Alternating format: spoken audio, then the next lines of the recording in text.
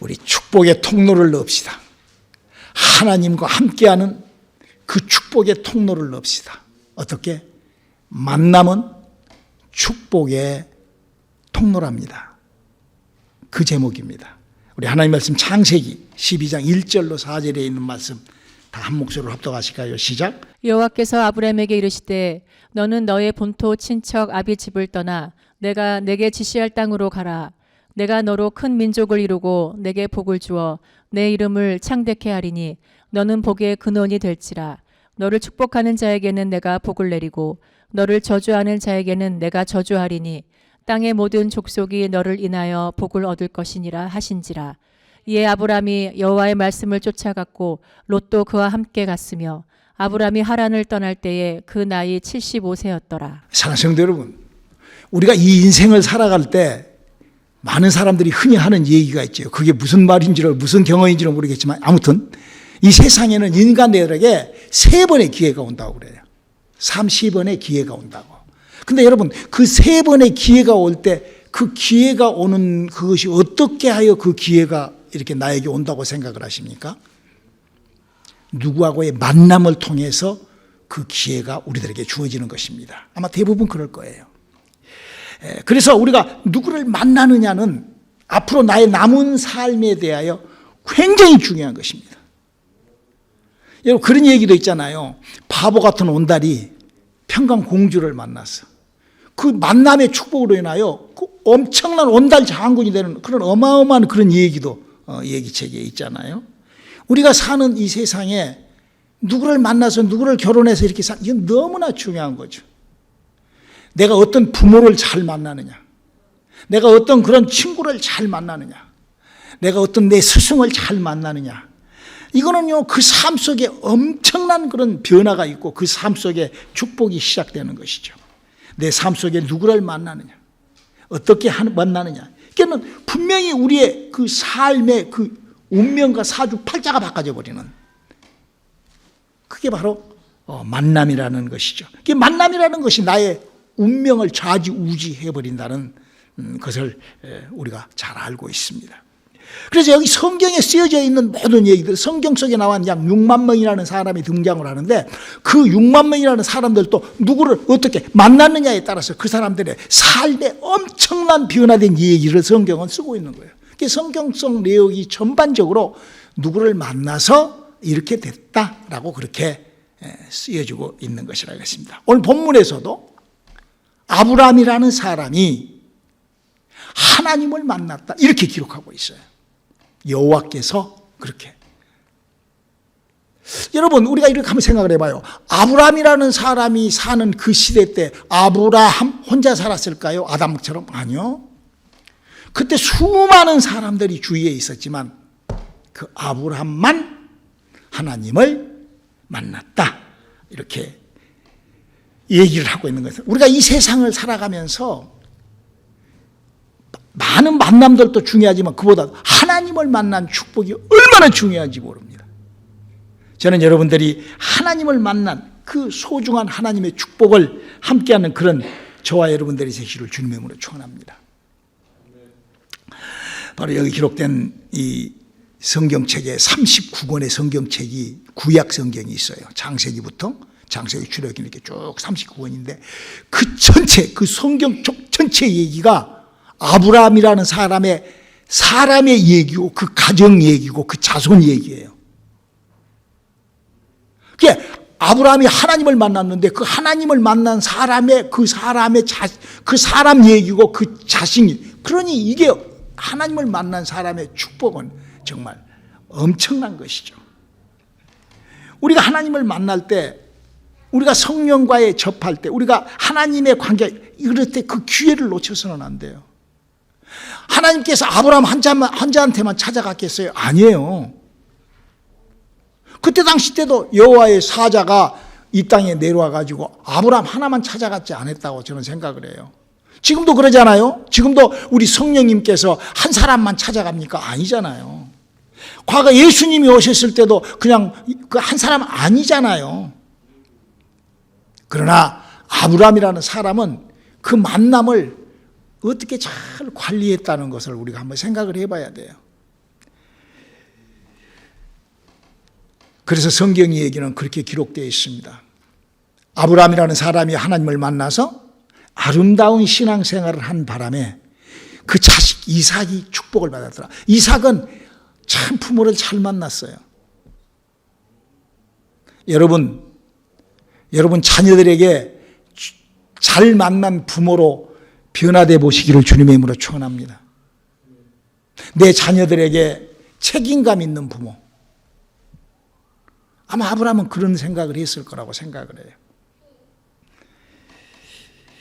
성경은요, 그 얘기를 쭉 들었어요. 그래서 그 아브라함이라는 사람의 하나님과의 관계를 지속함으로 인하여 천대, 아니 지금까지도 그 축복을 받는다라고 성경은 우리들에게 알리고 있습니다.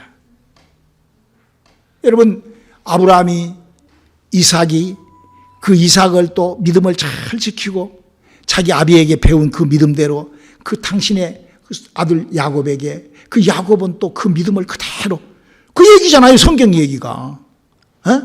여기서 비싸, 이랬다 저랬다 해봐, 그냥 내가 안 되고 입으로만 말로만, 이런 것이 아니잖아요. 그 사람들은, 그 아브라함과 이삭과 야곱의 얘기는 그냥 입으로 그냥 막 떠들고 아이고 이런 얘기가 아니라고요.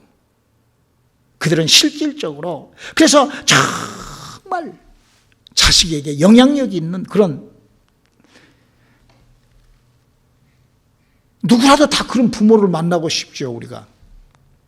그러나 우리에게 그런 부모가 만나기라는 것은 아주 아브라함의 자식 이삭 그 특별한 경우잖아요. 그렇게 부모하고 자식 간에 그 특별한 거잖아요. 우리는요, 이 세상에 태어날 때요, 다 누구라도 그렇게 불공평, 불공정, 불만을 갖고 그렇게 살 수밖에 없어요. 이 세상이 그렇게 우리에게 불합리한 판에서 우리가 태어나기도 하고 살아갈 수밖에 없습니다. 그래서 그 억울하고 불쌍하고 그렇게 깨진 인생에게 하나님께서 예수를 주셨고, 예수 안에서 은혜를 주셨고, 은혜 안에서 성령과의 만남을 허락하신다고요. 여러분, 이걸 잘 알아야 돼요. 그러니까 하나님께서 우리에게 예수를 주셔서, 여러분 예수를 믿을 때 어때요? 성령이 그러면은 내가 관리를 할 줄 알아야 돼요. 나와 내 자손을 위해서. 왜? 만남이라는 축복은 그렇게 내 인생과 내 자손들에게 어마어마한 영향력을 주기 때문에 그러는 것입니다. 저는 이 시간에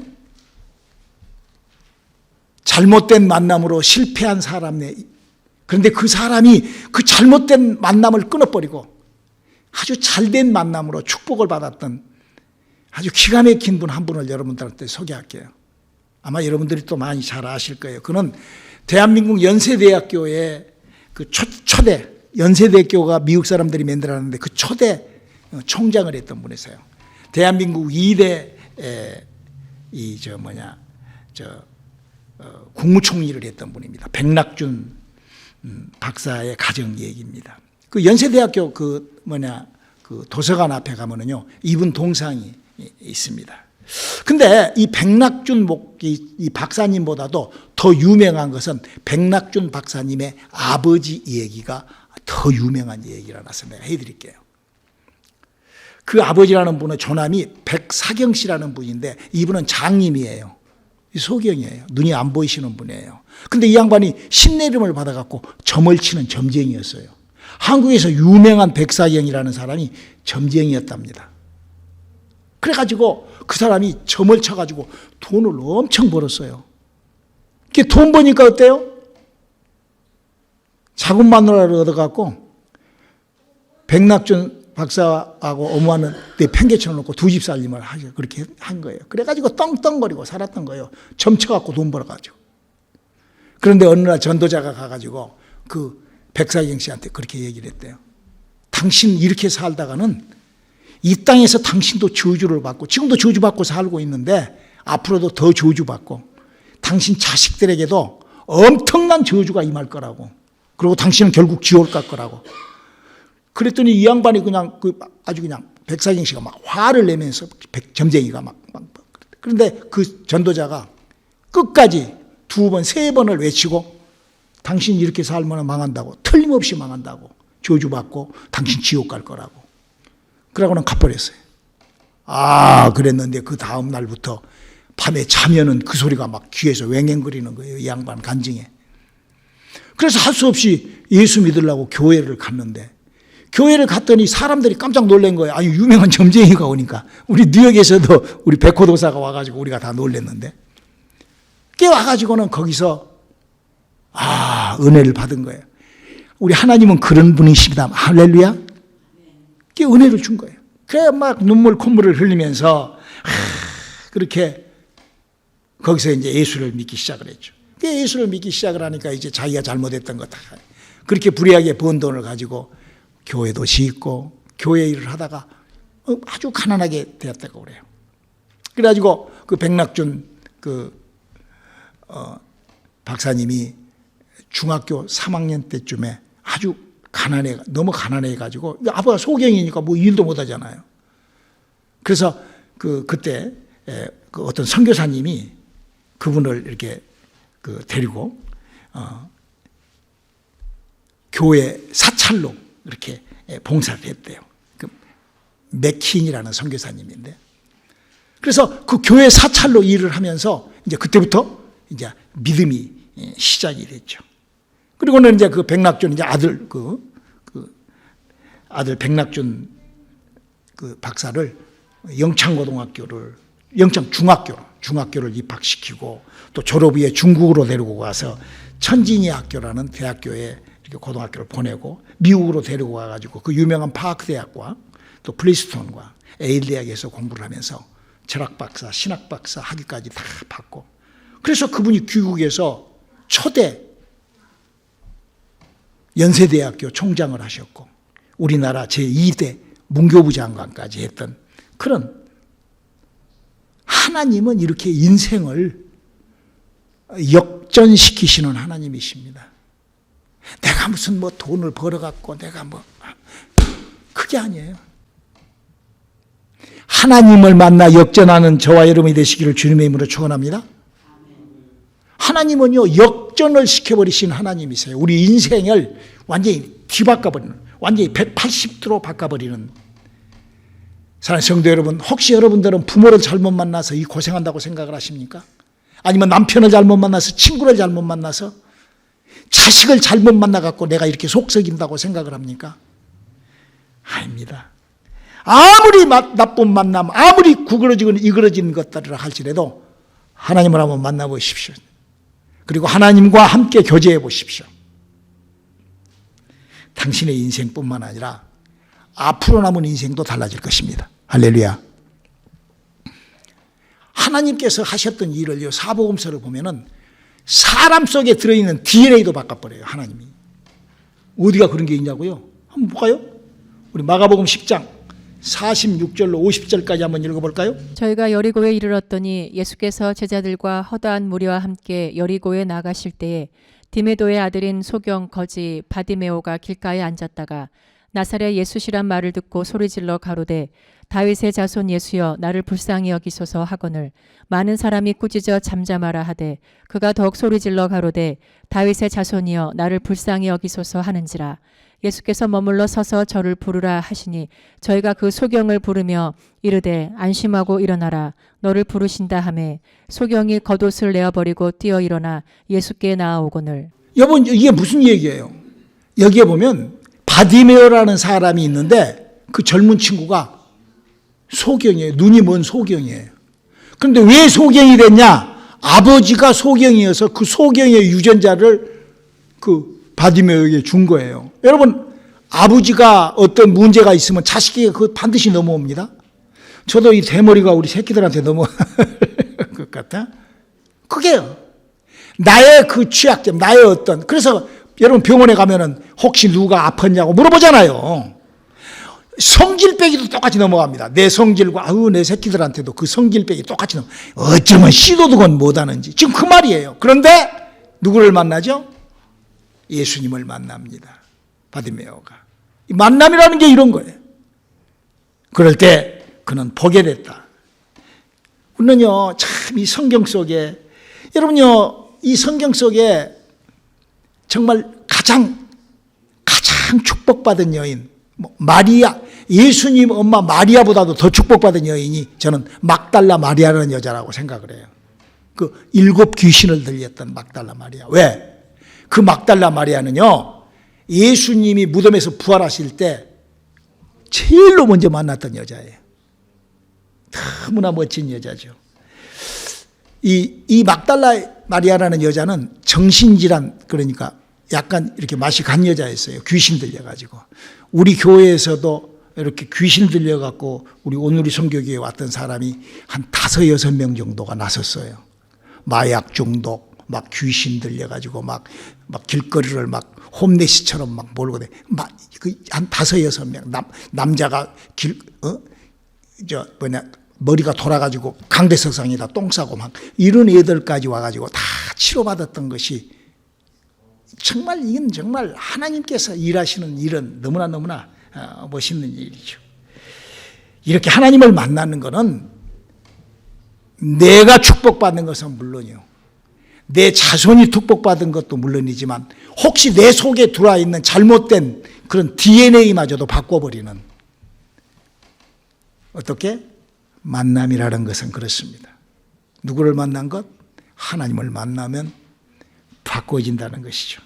오늘 본문에도 보면은 이 아브라함이라는 사람이 그 아비가 우상을 섬겼더라 그라고 써져 있어요. 우리 여호수아서 24장 2절을 한번. 여호수아가 모든 백성에게 이르되 이스라엘 하나님 여호와의 말씀에 옛적에 너희 조상들 곧 아브라함의 아비 나홀의 아비 데라가 강 저편에 거하여 다른 신들을 섬겼으나.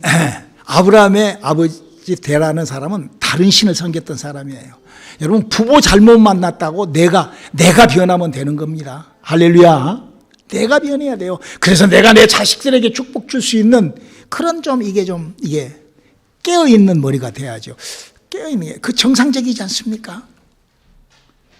어떤 사람은요, 이 아브라함이 무슨 아버지가 무슨 우상을 섬기는 정도가 아니라 만들었다고 그러는데 그건 성경에는 안 나와 있어요. 그런 거는 탈무드에가 그렇게 써져 있어요. 아브라함의 아버지 데라가 우상을 만들어 팔았던 사람이다. 그는 탈무드에 대한 얘기예요. 참고하시기 바랍니다. 그는 성경에 있는 얘기는 아닙니다.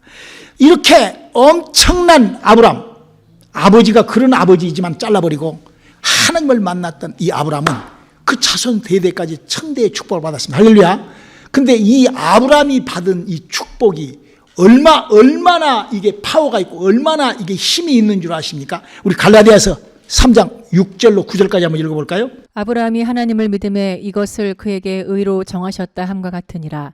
그런즉 믿음으로 말미암은 자들은 아브라함의 아들인 줄 알지어다.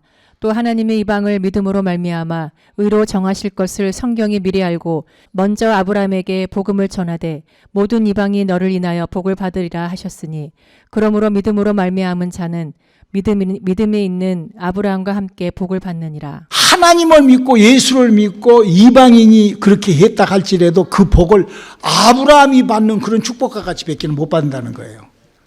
이 말이 뭔 말인가? 아브라함처럼 복 받으라 그 말이요.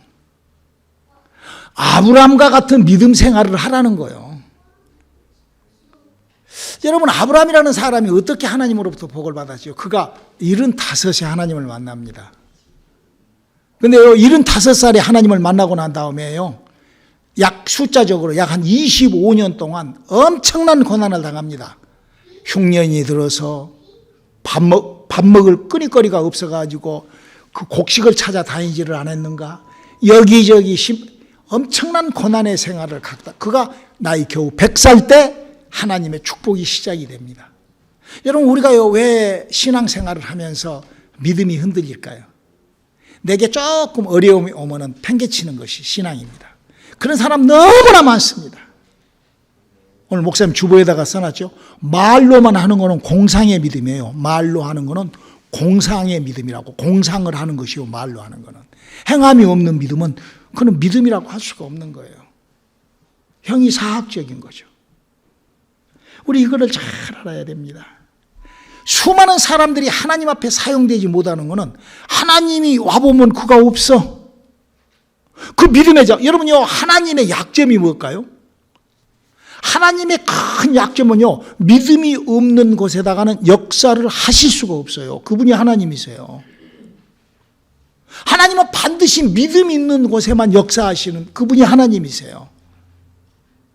여러분, 그래서 하나님을 체험하라는 거예요. 존재로 만나라는 거예요. 그리고 그 존재하고의 만남을 지속하라는 거예요. 자기 기분으로 만나는 것이 아니에요. 그냥 내가 이래도 하나님이 해주겠지. 그거는 공상이라니까요. 그건 추상적인, 그건 형이사학적인 믿음이죠. 여러분, 아브라함이라는 사람도 애굽으로도 가고 피난도 가고 이렇게 엄청난 환난 속에서도 그가 항상 하나님과 함께 했던 것, 하나님이 부르는 자리에 언제든지 그가 있었다는 것, 우리는 이걸 알아야 됩니다. 우리가 주님이 부르시는 소리, 우리 주님께서, 여러분, 우리가 드리는 예배, 우리가 하는 새벽기도, 우리가 하는 이 모든 믿음의 행위는요, 하나님하고 나하고 약속해 놓은 거예요. 하나님, 내가 세상에서 얼쩡거리다가 하나님을 믿는 사람으로 내가 이렇게 살게요. 그랬으면 그렇게 살아야죠. 그게 예배요. 그게 우리가 드리는 하나님하고의 관계예요. 말로 생각해놓고 공상으로 그랬다고 쳐두고 사는 것, 그건 하나님도 그냥 쳐두는 거예요. 여러분, 만남이라는 것은요, 만남이죠. 그렇죠. 만남이라는 거. 어떤 형이사학적 만났다고 쳐두는 것이 아니죠. 하나님께서는요, 구약 시절에도 천사를 보내서 만납니다. 욥이 왜 고통을 받죠? 만났다고 쳐두고 신앙생활 하다가 어마어마한 고통을 당하잖아요. 하나님을 믿는다고 입으로만 말로만 했다가 그러니까 욥기서 42절에 보면은 내가 이제는 눈으로 주를 봅니다. 예, 그렇게 고백을 하잖아요. 우리가 이 공상적인 것을 신앙이라고 착각하지 마시기를 주님의 이름으로 축원합니다. 더더군다나 우리가 은혜를 받습니다. 우리 온누리교회 너무 안타까운 게, 이 LA에서도 마찬가지예요. 제가 뉴욕에서도 그랬지만 LA에서도 성경에 10문둥이를 고쳐주니까 한 문둥이가 남아있다가 그냥 그 문둥이마저도 떠났다고 이렇게 기록하고 있어요. 지금 우리 온누리 선교교회가 딱 그 짝이에요. 여기 와서 하나님을 만나기 위해서 그렇게 해줬는데 그러고는 그냥 포갓하는 거예요. 그들의 삶이, 그 나간 삶이 그러면 정말 영원한 그 영혼의 생명을 갖는 그런 삶을 사냐? 나 한 명도 못 봐요. 그런 삶을 사는. 너무 안타까운 거죠. 우리는 정말 하나님께서 여러분, 하나님께서 여러분, 우리가 예수를 믿을 때 하나님을 왜 만납니까? 왜 은사로 하나님의 약속과 함께 합니까? 하나님이 살아계시니까 그러잖아요. 하나님이 살아계심을 우리에게 그렇게 만나주시잖아요. 그렇다면 우리도 그 만남을 지속하는, 여러분, 예수님의 부활을 첫 번 만났던 막달라 마리아라는 그 귀신 들린 여자의 삶은 어땠습니까? 그 여자는 인생이, 여러분 한번 생각을 해보세요. 이게 우리 온누리 선교회에서도 그런 일이 있어요. 막 홈레스가 되어가지고 여자가, 그때 그리스가 몇 살이었는지 모르겠어. 막 몸에다가 생리를 묻히고 정신병자예요. 완전히. 또 한 해는 마약 중독되어가지고 내가 가니까는 그 백인 남자, 한 너댓 명의 그 남자들 소개가 있더라고. 여러분 다 아시잖아. 거기서 빼내왔어요. 거기서 하나님을 만나게 했어요. 그리고 그들이 장가가고 시집가고 다 했잖아요. 다 잘 살았잖아요. 하나님은 그렇게 우리 인생을 이게 막달라 마리아도 마찬가지예요. 근데 그 막달라 마리아가 어떻게 그 인생을 꾸려나갔다고 기록하고 있는 줄 알아요? 누가복음 8장 2절로 3절 한번 읽어볼까요? 또한 악귀를 쫓아내신과 병 고침을 받은 어떤 여자들 곧 7 귀신이 나간 자 막달라인이라 하는 마리아와 또 헤롯의 청지기 구사의 아내 요한나와 또 수산나와 다른 여러 여자가 함께하여 자기들의 소유로 저희를 섬기더라. 여러분, 하나님과 은혜를 받은 사람이라고 하면은요, 하나님의 일을 섬길 줄 알아야 됩니다. 시간과 돈을 투자할 수 있어야 돼요. 왜? 존재니까. 형이사학적인 것이 아니라니까. 여러분요, 하나님의 이 섬김이 없는 사람, 이 예배를 무시하는 사람들, 이 사람들은요 전부 다요 믿음이 형이사학적인 믿음이요, 공상의 믿음이요, 공상. 그 믿음 아니에요. 그건 공상하는 거예요. 자기가 그냥 믿는다고 그냥 그건 미혹돼서 그러는 것이지만 공상하는 거예요. 여기 지금 막달라 마리아가 어땠어요? 자기의 그 소유, 왜? 존재이기 때문에, 만남은 존재이기 때문에.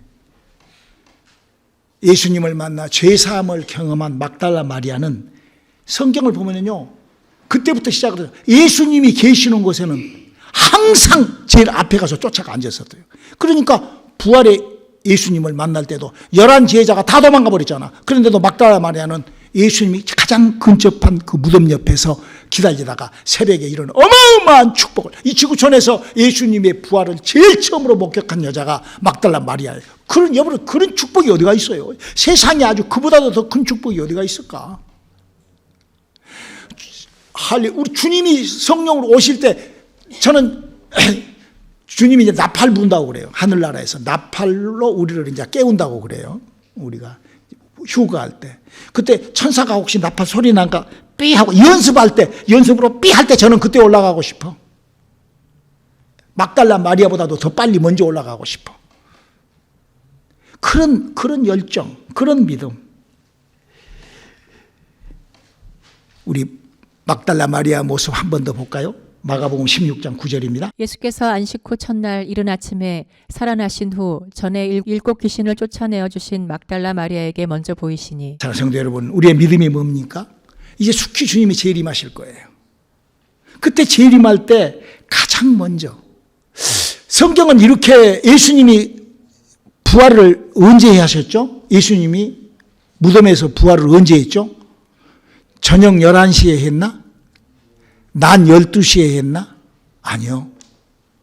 새벽 한 5시 55분경에 한 것 같아.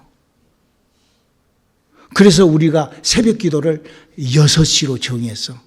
주님이 와서 기다리는 시간. 할렐루야. 근데 만약에 주님이 재림을 새벽 5시 59분에 재림하면 이라고 있다가는 재림 못 올라가네. 물론요, 우리의 영혼이 호련히 변해서 올라가지만 우리가 그런 믿음, 우리가 새벽 기도를 정한 이유가 바로 그런 거 아니에요? 우리 주님과 함께 만남이 함께 할 수 있기를 주님의 이름으로 축원합니다. 할렐루야.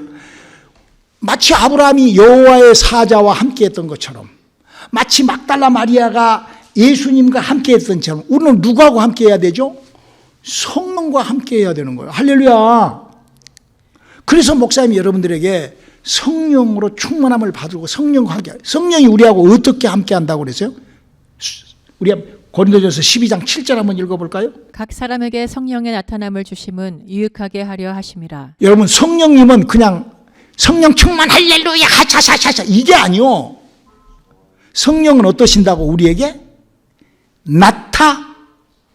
나타나신다고 했어요. 나타나신다. 에? 그냥 성령님이 그냥 목사님 성령이 어떻게 나타나요?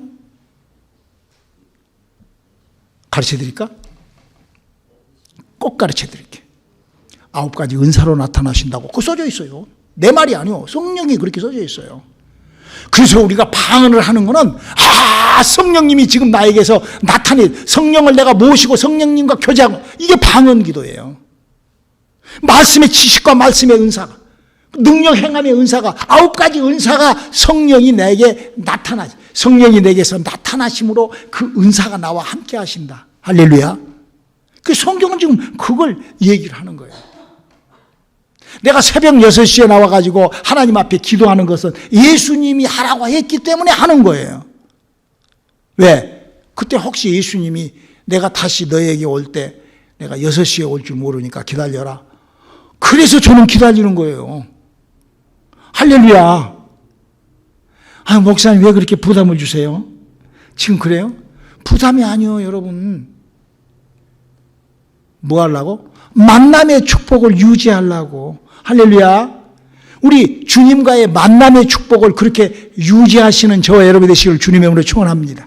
기도하시겠습니다. 하나님, 우리의 행하는 믿음으로 우리의 믿음이 정리되게 도와주시옵소서.